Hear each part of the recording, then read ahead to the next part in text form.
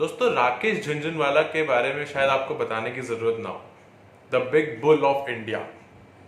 अभी recently economic times पे उन्होंने अपना एक इंटरव्यू दिया। इस इंटरव्यू पे दुनिया भर के सारे इन्वेस्टर्स की नजरें गड़ी हुई थी और उनकी बातों पे। और हम एज अ जागरूक इन्वेस्टर्स, हमारा ये कर्तव्य बनता है कि भाई इनकी बातों पे हम ध्यान दें। और ये नहीं कह रहा कि आंख मूंद करके उसको फॉलो करें। यस, उनकी बातों को एनालाइज करके उनका जो विजन है उसको जरा समझ के खुद को हम ट्यून अप तो जरूर कर सकते हैं। तो इस वीडियो में उस इंटरव्यू के जो सारे की पॉइंट्स थे वो, और भाई हम इससे क्या एनालाइज कर सकते हैं, इससे क्या इन्फ्रेंसेस ले सकते हैं, उसके बारे में डिस्कस करेंगे और खुद को एक प्रॉपर विजन, एक क्लियरर विजन देने की कोशिश करेंगे।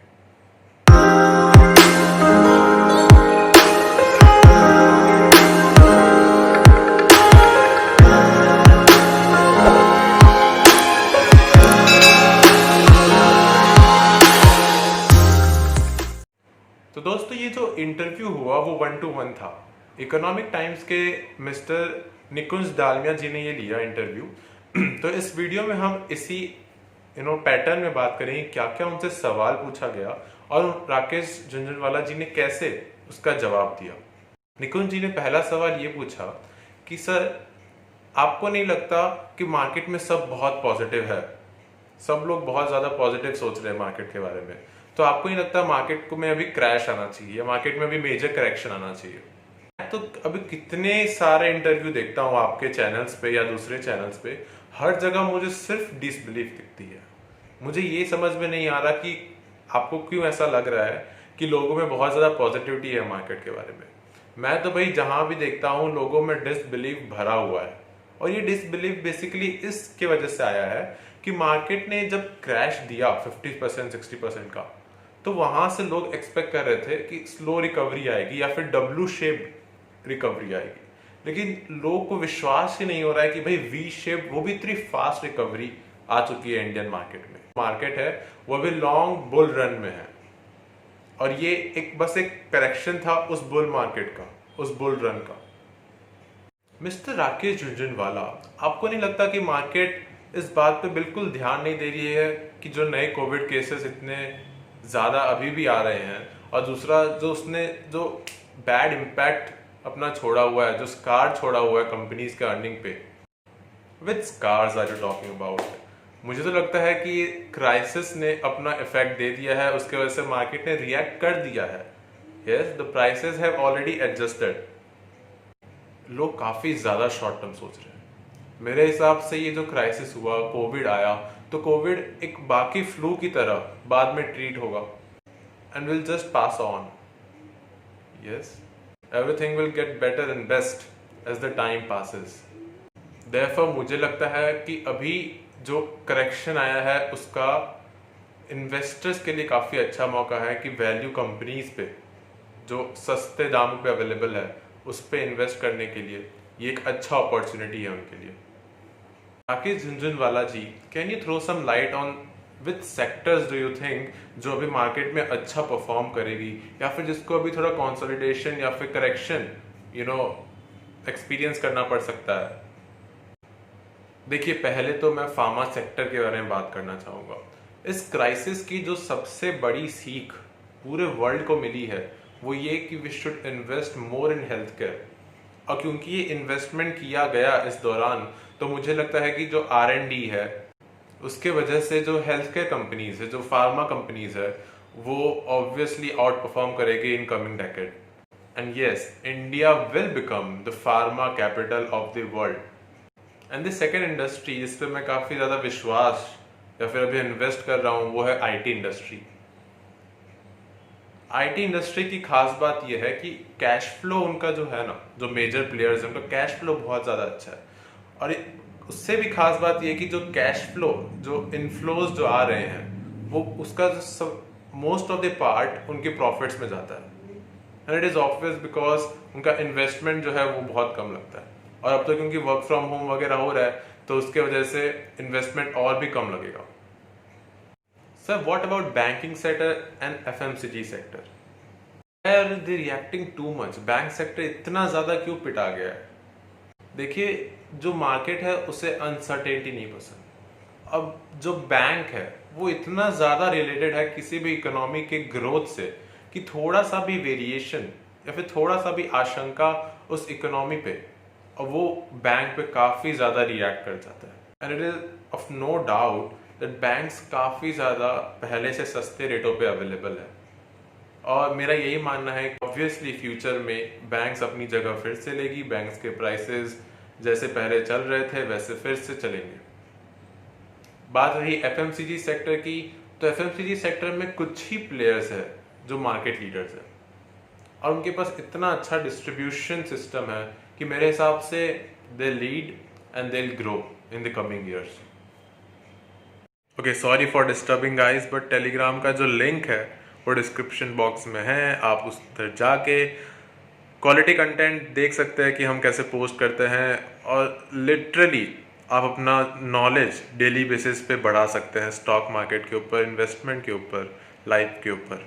सो you go there, subscribe the channel. But sir, what about PSUs, specially stocks like SBI bank? यहाँ पे क्यों हमें फिर से रैली नहीं देखने को मिल रही? क्या लोगों का विश्वास उठ चुका है PSU सेक्टर से? देखिए, मेरा मानना तो यही है कि PSUs के साथ प्रॉब्लम ये है कि भाई गवर्नमेंट के पास प्रॉपर प्लानिंग नहीं है कि डाइवेस्टमेंट कैसे करना है। अभी रिसेंटली उन्होंने HAL में 5%, 6% ऐसे धीरे धीरे करके वो लोग डाइवेस्ट कर रहे हैं। दिस क्रिएट्स अनसर्टेनिटी, और मार्केट को ये पसंद नहीं है। And SBI bank is no less than the top private banks. उनका आप कैश फ्लो देख लीजिए, नेट प्रॉफिट देख लीजिए, कासा रेशियो देख लीजिए। सर, अभी जो रिसेंटली स्टेप्स लिए गए हैं हमारे गवर्नमेंट द्वारा कि भाई boycott Chinese apps, boycott the goods and all about आत्मनिर्भर भारत, आप इस चीज को कैसे देखते हैं? क्या आपको लगता है इससे इंडिया और जल्दी ग्रो कर सकती है? Look, I am very clear. मुझे लगता है कि इंडिया ने जो एग्रेशन दिखाया है चाइना के अगेंस्ट, वो करके काफी अच्छा किया है। So I support boycott Chinese goods.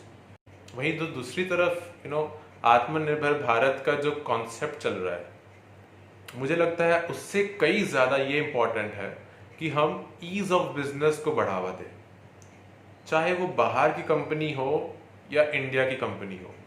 In reforms पे ज्यादा ध्यान देना चाहिए कि बिजनेस अपना काम कैसे और आसानी से कर।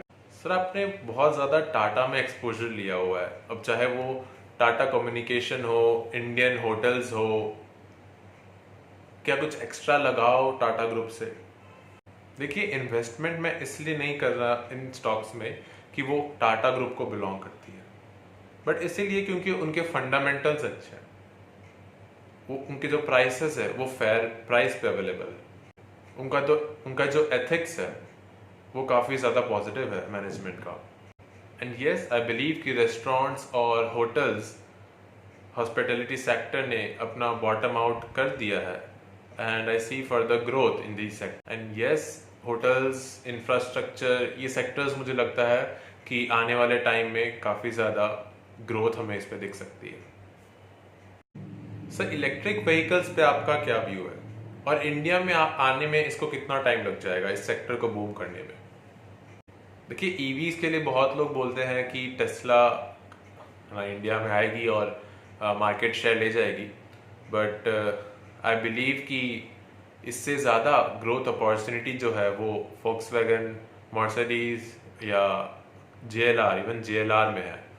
उनके पास इतना अच्छा डिस्ट्रीब्यूशन नेटवर्क है, कस्टमर सेटिस्फैक्शन है कि वो, मुझे लगता है ये जो कंपनीज है वो ज़्यादा मार्केट शेयर ले पाएगी।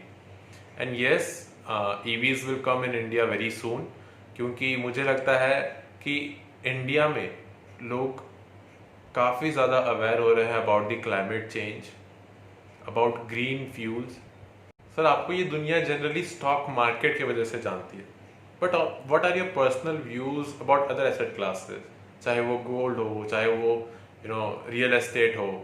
Are you bullish in this sectors?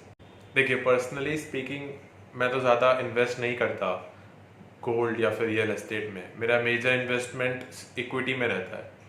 But yes, if you ask me personally, I would say कि रियल एस्टेट ने मेरे हिसाब से बॉटम आउट किया है, and in future time we can see a good growth in real estate prices. But मैं specifically real estate को सिर्फ खुद का घर बनाने के लिए इस्तेमाल करता हूँ। And talking about gold, yes, I am very bullish in gold. और इसके पीछे ये रीज़न है कि जो रशिया और चाइना है, ऐसी मेजर कंट्रीज जो अपना डॉलर एक्सपोजर बहुत कम रखना चाहती है, तो इससे होगा क्या कि उनका जो रिजर्व है गोल्ड का वो धीरे धीरे इंक्रीज होगा, और इसकी वजह से हमें प्राइसेस में इंक्रीमेंट मिल सकता है गोल्ड के प्राइसेस में। और हाँ, बिल्कुल हम सब जानते हैं इस अनसर्टेन वर्ल्ड में सबसे अच्छा हेजिंग करने का जरिया तो गोल्ड है। So yes, gold can be another good asset class for investment. So one last question. After 10 years, where do you see the Nifty? Where do you see the Indian market? I do not know. मुझे बस इतना पता है कि वो अभी से ज़्यादा होगा, और इतना जानता हूँ कि बाकी एसेट क्लासेस से जो इक्विटी के रिटर्न्स होंगे वो कहीं बेहतर होंगे। मैंने कोशिश की कि आपको अच्छे तरीके से, थोड़ा इंटरेस्टिंग वे में और शॉर्ट तरीके में आपको एक्सप्लेन करूँ कि उनके पर्सनल व्यूज़ क्या थे इस सारे चीज़ों के ऊपर। कुछ बात मैं रखना चाहूँगा before winding up this video, कि कुछ लाइंस थी जो मुझे बहुत ज़्यादा इंस्पायर किया। जिसने पहला कि it will not be easy to bet against India's growth. As an investor, as a long term investor, as a proud Indian, हमें ये विश्वास होना चाहिए कि भाई इंडिया फ्यूचर में ग्रो करेगी। बस इस विश्वास से एक लॉन्ग टर्म इन्वेस्टर, एक सक्सेसफुल इन्वेस्टर बन सकता है। वो कुछ नहीं तो एटलीस्ट निफ्टी इंडेक्स फंड में, बेसिकली निफ्टी में इन्वेस्ट कर सकता है, उसमें बेट कर सकता है। सेकेंडली, ही सेड कि optimism is must for an investor. And third, the most important, उन्होंने एकदम हम्बली एक्सेप्ट किया कि भैया मैं तुमको नहीं बता सकता कि आने वाले 10 साल में, 5 साल में निफ्टी कहाँ होगा, मार्केट कहाँ होगा, कौन सा स्टॉक कितना रिटर्न देगा।